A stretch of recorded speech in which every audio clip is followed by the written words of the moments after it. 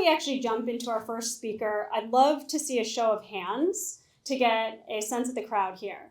Who is in the medical device space? And in pharma? Biotech? And tech bio? Diagnostics? Chips. Chips? Just tech? It's in tech? All right. And what about like just AI across the board? Who's doing AI? Everybody. Yeah. Who's just interested? All right. So with that, I am going to introduce you to a very good friend of mine. Really excited to introduce you to Robin Farmanfarmaian. I've known her for about 10 years now almost, crazy. And I've really seen her grow into a professional speaker and entrepreneur. She supports over 20 early stage biotech companies and healthcare startups. She's also involved in a VC fund focused on disruptive technologies. It's hard to pin her down because she speaks at 180 speaking engagements in 15 countries throughout the years, and she is passionate about educating audiences on many aspects of technology intersecting healthcare and tonight AI and health. She has written 4 books, including her most recent, which you should all purchase, called How I Can Democratize Healthcare, The Rise in Digital Care, written by Michael Farrow, also an entrepreneur, with many technology patents and multiple large exits. So we're lucky to have her tonight. Thank you. Thank you so much. So I'm kind of loud, so make sure to tell me that if I'm going actually way too loud. So thank you so much for coming today. As you heard, I'm Robin Farmanfarmaian, and as an early stage entrepreneur, I've focused on a lot of early stage pharmaceuticals, things like small molecules, as well as vaccines and immunotherapy. Currently, I'm working with Alacrity Care, who's here. It's remote patient monitoring for oncology clinical trials. So today I'm going to be talking about how AI can really revolutionize access, meaning shifting care to the point of the patient. Now within this, I'm going to talk about these 3 very specific areas: clinical grade sensors shifting into the home, predictive analytics, which is a big deal because we need a lot of the data that's coming off of the clinical grade sensors in the home to be able to do predictive analytics.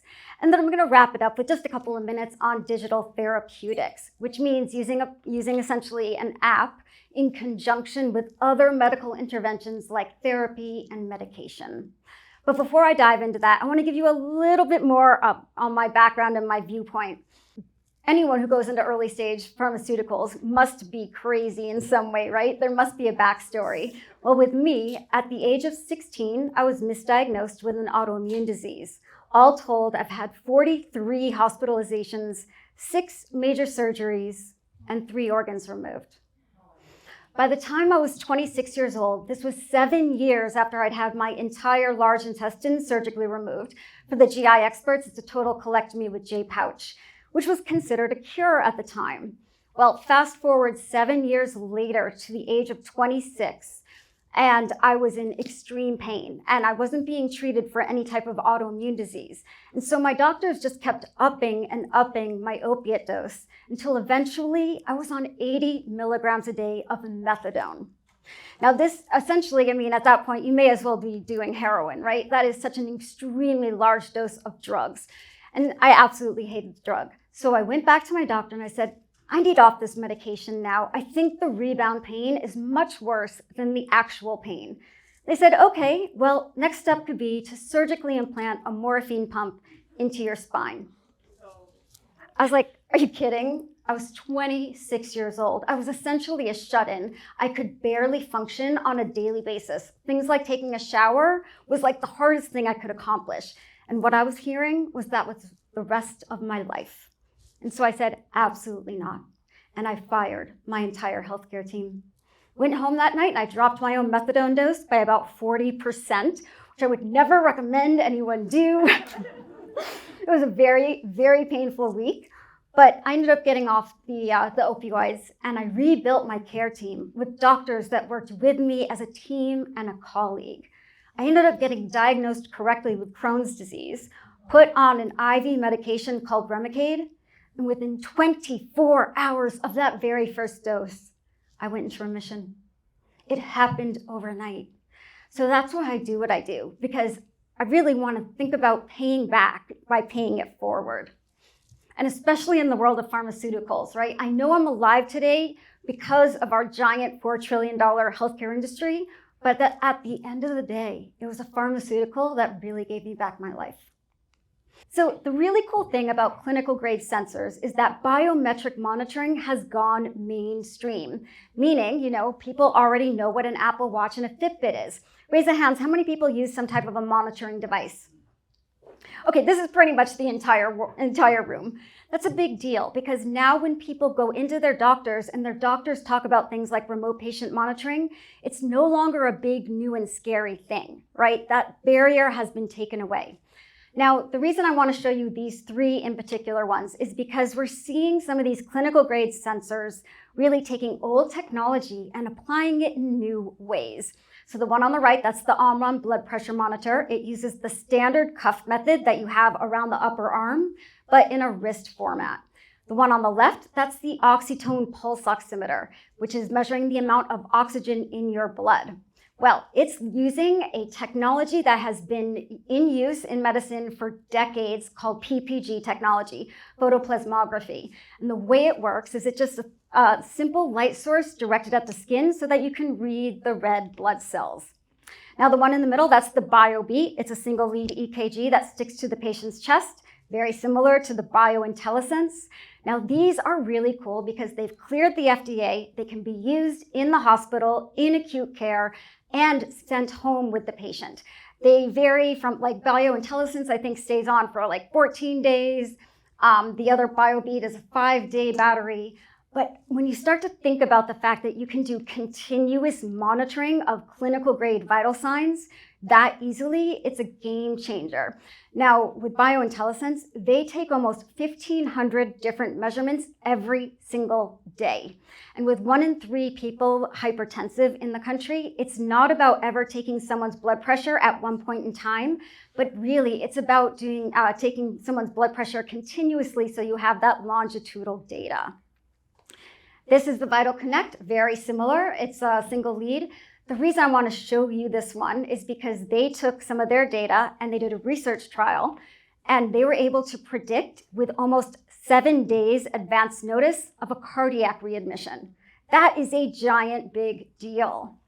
But we're reimagining entirely new ways to take vital signs. This is 8R Health, and they cleared the FDA about 1.5 years ago. It's a 60-second breath test, and with that, they can extrapolate these 10 clinical grade vital signs.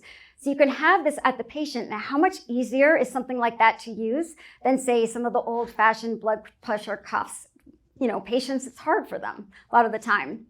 So this is the only one I'm talking about in the remote patient monitoring section that has not cleared the FDA yet, but they are hoping to soon. This particular company is Neurologics out of Canada, but there are a lot of companies working on this. What it does is you look at your smartphone camera or your laptop camera for 30 seconds, and it reads the flow of red blood cells under 4 very specific places on the face. They call this transdermal optical imaging, but really it's a fancy way of saying PPG technology that we've been using for decades, applying it in new ways. But thinking about entirely new vital signs. Raise your hands in the rooms. How many people have heard of the word vocal biomarkers or using a patient's voice as a vital sign? Nice.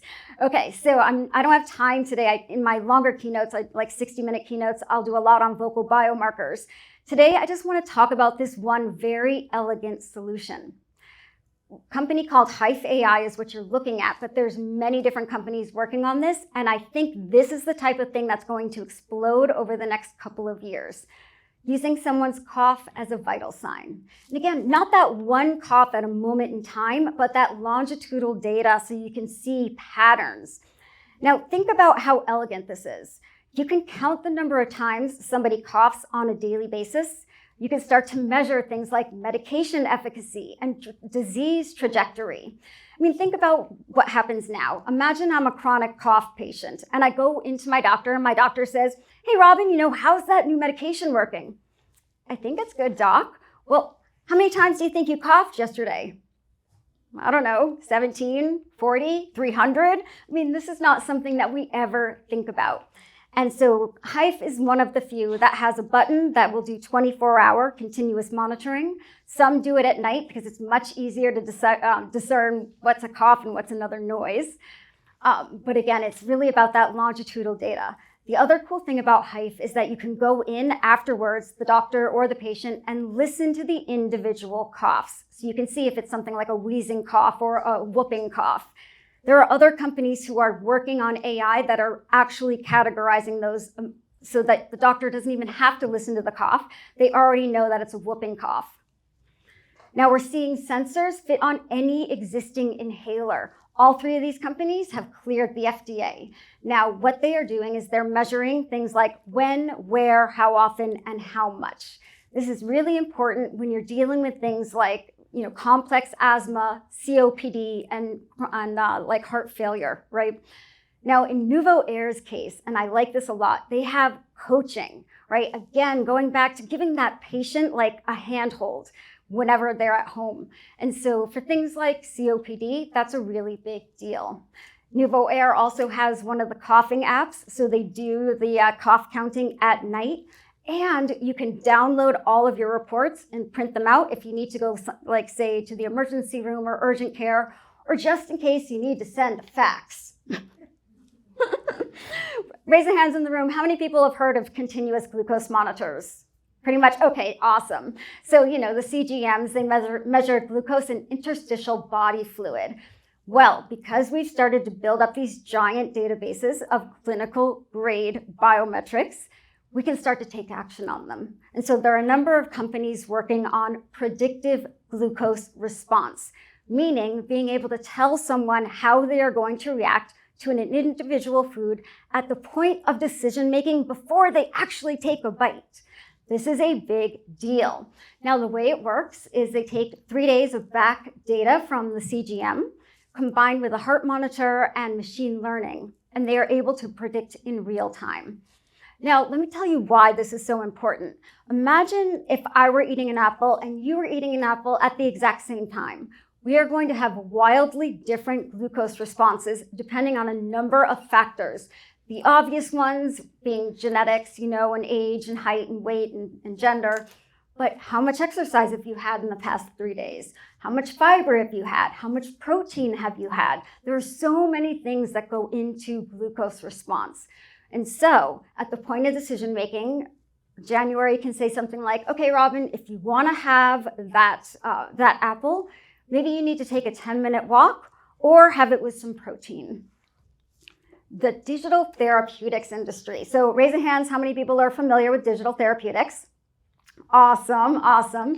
So typically they are described as a high quality software program, an app that typically is used in conjunction with other medical interventions like therapy and medication. Now, while this has existed for a while, in 2012, Omada and Livongo kind of started, and they technically could be called digital therapeutics, but the CBT-based digital therapeutics really started about 5 years ago. CBT meaning cognitive behavior therapy, which is a gold standard with anything to do with behavior change or, say, emotion regulation, which means an industry that didn't really exist about 7 years ago, over the next 4 years is going to grow into a $12 billion industry. That is fast, and that is so cool because I'm seeing kind of the roadmap, and I think that most medications, besides maybe a one-off, like a vaccine, but most medications should really be coming with a digital therapeutic combination, right? And so we're going to start to see that more and more over the next 10 years. Pear is the one who cleared the FDA in 2017 with a CBT-based app, and they already have 3 apps now by prescription only that have cleared the FDA, 2 around addiction and 1 around insomnia. Now, within digital therapeutics, I'm seeing kind of 3 different things shake out. And so Pear, if you are a self-pay patient, you typically would get a prescription for, say, 60 days or 90-day prescription, and then you access that for about $1,500, depending on the company, depending on the app. As of April of last year, or actually earlier, They now cover CBT-based digital therapeutics out of Medicare. Medicare put out a new CPT code, which is a really big deal. So now that there is a reimbursement aspect in play, watch this space. It is going to explode. Now, the second thing I am seeing with a lot of these digital therapeutics is partnering up with pharmaceutical companies. And so what you're looking at is Click Therapeutics. They have one that has cleared the FDA on smoking cessation, and they are working with a number of pharmaceuticals to bring other digital therapeutic companions out as well. Now, these digital therapeutic companies have a pipeline of apps the same way a pharmaceutical company has a pipeline of drugs. And so Otsuka Pharma, which is a neuro-based pharma, they have pledged $300 million in milestone-based funding for Click to develop an app around major depressive disorder, which they have a medication for. Boehringer, very similar deal, $500 million, milestone-based funding for them to develop an app around their medication for schizophrenia. So as you can see, like pharmaceutical companies have a lot of rules and regulations about going, directly to the patient and things like that. But by going through companies like Click Therapeutics, they actually can reach the patient in a roundabout way. And of course, hopefully, get the anonymized data back so that they understand what's going on in real world environment with their medications. Twill is another one that's really, really exciting to me. So they already have a number of digital therapeutics. They're putting them out with some pharmaceutical companies around things like major depressive disorder, anxiety, and stress. But they've partnered up with Amazon and they created a digital therapeutic purely for Amazon's employees around things like burnout and stress. They're working with other pharmaceutical companies around medication adherence. And the really cool thing, because of course, the cool thing about machine learning is it does actually learn. With the medication adherence, they personalize it. And it gets better over time so that they know how to treat or how to work with each individual patient through the app. They're also working with drug transitions. So when you transition from one medication to another. Elevance Health is really interesting. So Elevance is Anthem. They changed their name last year. They've partnered up with both Twill and Sidekick to start to deploy apps for free to the members that they cover. And so they already have one for Crohn's disease, diabetes, COVID-19, and oncology. That means Anthem can be in the patient's life on a daily basis, checking in on them, helping them with medication adherence, and making sure that they have a hand to hold. And when you're talking about things like oncology and diabetes, that is a really big deal. Now, they teamed up with Twill to do one around maternal health, which they also teamed up with Medicaid. So it's not just going to, say, the wealthy well, or the walking well, as we call them, but really going to the people who need some help the most. Now, raise your hands in the room. How many people know someone or they themselves might have ADHD? Okay, so more than half the room. This is really cool. So this is Achille by EndeavorRx by Achille Labs. Have you heard of Achille Labs here? Okay, so it's here in San Francisco. That's why I thought you might have heard of it. They came out about a year and a half ago with emergency use authorization through the FDA.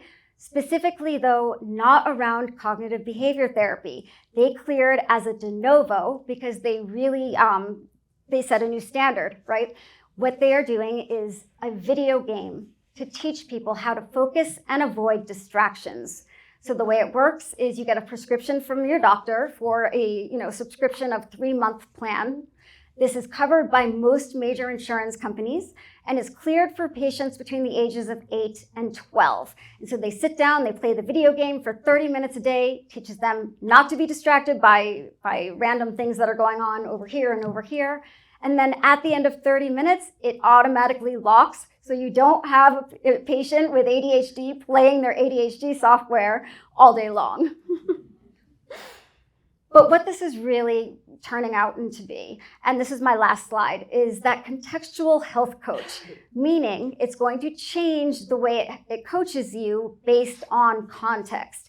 So what you're looking at is the LEQ. It happens to be for at-home aging or aging in place. Comes with a tablet, a video camera, and a smart speaker.